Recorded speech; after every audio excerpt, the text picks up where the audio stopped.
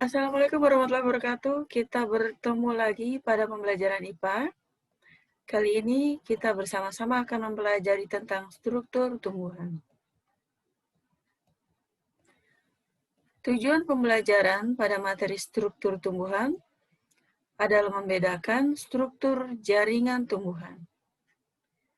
Jika pohon sebuah individu, maka dia dibentuk oleh organ-organ pada tumbuhan. Yang pertama, organ daun, kedua, organ batang, dan yang ketiga, organ akar.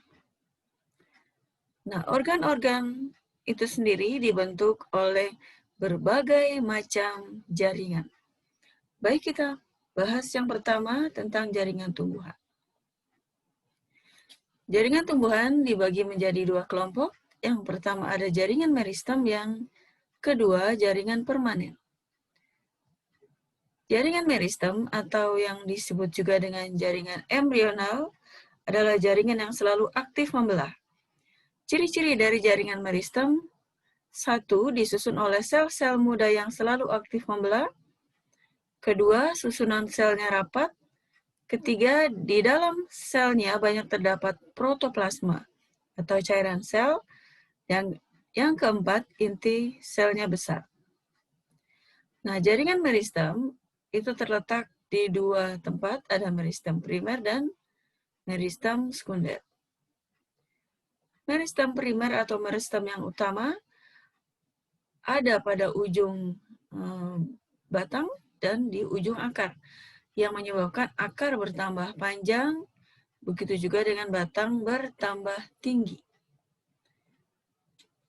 Tetapi pada meristem sekunder atau meristem interkalar, dia menyebabkan pertumbuhan ke samping karena adanya aktivitas dari kambium. Ke arah luar, kambium membentuk sel-sel floem. Ke arah dalam, kambium membentuk sel-sel silam. Dan ini menyebabkan pada tumbuhan dikotil, karena adanya aktivitas kambium tersebut, maka batang dikotil bisa bertambah besar. Berikutnya jaringan dasar. Jaringan dasar ada jaringan parenkim, jaringan penguat, jaringan epidermis, jaringan sekretori, dan jaringan pengangkut. Ya, jaringan parenkim atau disebut juga dengan jaringan dasar karena dia hampir terdapat di semua bagian tumbuhan. Dengan ciri-ciri ukuran selnya besar, bersifat meristematis, banyak terdapat vakuola, dinding selnya tipis dan berbentuk polihedral. Ya, jika kalian lihat gambar ini ya, dinding sel dari jaringan parenkim ini tipis, ya, ukuran selnya besar, dinding selnya tipis, kemudian ruang antar selnya sedikit sekali, ya. Nah, ini bentukan dari jaringan parenkim, ya. Nah, jaringan parenkim itu ada pada organ daun. Nah, di sini membentuk parenkim palisade dan parenkim spons atau parenkim bunga karang. Kemudian jaringan parenkim juga ada terdapat di bagian korteks pada batang. Korteks pada batang. Korteks itu kulit pertama. Kemudian ada juga pada bagian akar. Jadi dia ada hampir di semua bagian tumbuhan. Berikutnya jaringan penyokong dibagi menjadi dua, ada jaringan sklerenkim dan jaringan kolenkim. Perbedaannya sudah jelas, ya. Dinding sel dari jaringan parenkim ini menebal, kaku, dan dia membentuk sel-sel batu. Kalau jaringan kolenkim, ini susunan selnya, kebanyakan selnya masih hidup, ya. Ruang antar selnya besar, selnya agak besar-besar. Nah, perbedaan dari jaringan sklerenkim dan kolenkim, selain dinding selnya, fungsinya juga berbeda. Jadi kalau jaringan sklerenkim ini menyokong tumbuhan atau memperkuat tumbuhan apabila tumbuhan tersebut terkena benturan. Kalau kolenkim, dia menyokong tumbuhan apabila tumbuhan tersebut terkena tarikan atau bengkokan. Nah, ini jaringan kolenkim. ada pada daun, ini menyebabkan daun tidak mudah sobek. Kemudian ada juga pada batang. Ini memperkuat batang juga. Nah, ini jaringan sklerenkim. Jika kalian lihat ya, dinding selnya besar-besar, kaku. Ini selnya kebanyakan sudah mati, ya. Contohnya ada pada bagian daun yang bagian daun dari keluarga palme, palem. Daun kelapa, daun palem. Ini bentuk daunnya agak keras dibandingkan daun-daun tumbuhan yang lain. Kemudian pada batang juga, ya, pada batang. Yang ketiga, ini dia membentuk tempurung kelapa. Ya, jadi dia memperkuat tempurung kelapa sehingga tidak mudah hancur. Ada juga dia membentuk kulit biji, ya, terutama pada biji pala, biji kenari, kemiri, seperti itu, ya. Berikutnya jaringan epidermis atau jaringan pelindung. Jadi dia menutupi hampir semua permukaan organ, baik akar, batang, dan daun, berfungsi melindungi. Selain melindungi, dia juga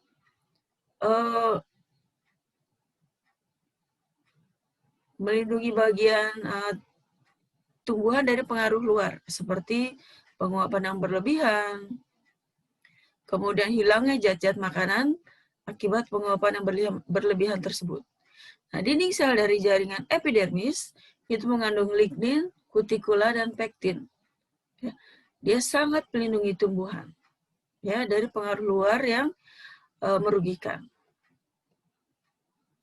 Nah, beberapa jaringan epidermis dia membentuk bagian-bagian yang lain, seperti duri. Kemudian filamen, sel kersik, trikomata, dan stomata. Nah, kalau duri ini pasti kalian sudah tahu. Ya, ini banyak terdapat pada tanaman kaktus, mawar. Kemudian filamen ini banyak terdapat pada akar-akar tanaman anggrek untuk mencegah penguapan yang berlebihan. Demikian juga dengan sel kersik, ya. Ini terutama pada tumbuhan perdu. Karena perdu itu atau semak, dia hidupnya di lingkungan yang ekstrim, penguapannya tinggi. Nah, untuk menghindari penguapan yang berlebihan, maka tumbuhan tersebut memodifikasi epidermisnya menjadi sel-sel yang tahan terhadap lingkungan yang ekstrim. Kemudian trikomata. Trikomata ini rambut-rambut halus yang terdapat terutama pada tumbuhan labu, semangka, melon, anggur. Ini juga mengurangi penguapan yang berlebihan. Ya, karena bentuk daun yang lebar itu sangat mudah sekali menguap, maka tumbuhan tersebut memodifikasi daunnya membentuk sel-sel trikomata. Kemudian stomata ini hampir ada di semua bagian tumbuhan. Stomata, tempat keluar masuknya zat. Pada tumbuhan air, stomatanya terletak di atas permukaan. Pada tumbuhan darat, stomatanya ada di bagian bawah helai daun. Kemudian jaringan sekretori dibagi menjadi ada yang berfungsi sebagai rekresi, contoh pada hidatoda. Jika kalian pagi-pagi hari melihat ujung daun atau tepi daun mengeluarkan tetesan air, nah itulah peristiwanya, ya. Kemudian yang kedua sebagai ekskresi, ya, contohnya pada kelenjar madu dan kelenjar minyak. Ketiga berfungsi sebagai sekresi, contoh pada daun jeruk, ya. Jadi kalau kamu perhatikan daun jeruk itu kalau kamu dekatkan ke hidung, dia beraroma harum, ya, beraroma sitrus. Contoh yang lain adalah pada kayu manis, ya, sering dipakai sebagai bumbu-bumbu dapur, bumbu penyedap alami, ya. Berikutnya jaringan pengangkut. Jaringan pengangkut kalian sudah sering mendengar, ya, ada silem dan ada floem. Jika kalian melihat ini perbedaan antara silem dan floem, Sel-sel silem ini dia mengalami penebalan. Umumnya selnya sudah mati dia. Penebalan di beberapa dinding selnya. Kalau phloem, dia dinding selnya lebih tipis. Ya. Nah, susunan dari jaringan silem, ya, ada yang berbentuk trakea, ya, dinding selnya tebal ini. Ada yang berbentuk trakeit dengan 2 buah ujung yang runcing. Ya. Silem ini dalam sebuah berkas pembuluh, dia terletak ada di sebelah dalam. Kemudian phloemnya ada di bagian luar. Di tengahnya ada cambium. Ya, karena dibentuk oleh jaringan meristem cambium. Ya. Kalau tadi silem itu dibentuk oleh sel-sel trakea, trakeit. Kalau phloem, dia dibentuk oleh sel-sel tapis. Ya, ini pembuluh tapis. Kemudian ada sel pengiring. Ya. Nah, ini bedanya silem dan phloem. Dia mengangkut air dan makanan, kalau phloem mengangkut hasil-hasil fotosintesis. Berikutnya organ daun. Ya. Nah, silem dan phloem membentuk satu berkas ikatan pembuluh atau vascular bundle, ya, terbentuk dari silem dan phloem. Ini kalau di daun kalian melihat sebagai tulang-tulang daun, ya. Nah, paling atas, ya, ada epidermis atas, di atasnya ada lapisan kutikula. Ini juga merupakan derivat dari epidermis. Dia melindungi tanaman dari penguapan yang berlebihan. Kemudian pada epidermis bawah, dia memiliki stomata. Ya, kalau kalian melihat ini ya, titik-titiknya ini adalah klorofil. Nah, di sini terjadi proses fotosintesis pada jaringan parenkim palisade dan parenkim spon. Kemudian sedikit terjadi pada sel penjaga atau guard cell dari stomata. Kemudian batang, ya. Batang bagian paling luar ini epidermis. Ini sudah tentu batang yang sudah bertahun-tahun, ya, dibuktikan dengan adanya beberapa lingkaran tahun, ya. Semakin banyak lingkarannya maka batang bisa diketahui usianya, ya. Oke. Ini penampang melintang batang pada batang dikotil. Bagian luar ada jaringan epidermis. Di dalam epidermis ada jaringan korteks yang dibentuk oleh jaringan parenkim. Kemudian ini satu berkas ikatan pembuluh. Ada phloem, ada silem, dan di tengahnya ada cambium.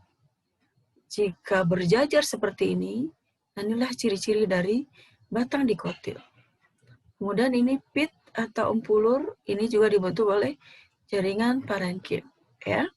Jadi phloem, cambium, dan silem, dia membentuk vascular bundle atau berkas pembuluh. Nah, ini bentuk dari pembuluh yang lain, ya. Jadi tidak semua bentuk dari jaringan vascular bundle ini seperti ini. Bisa juga silemnya berbentuk bintang seperti ini, ya. Phloemnya di sela-selanya, ya.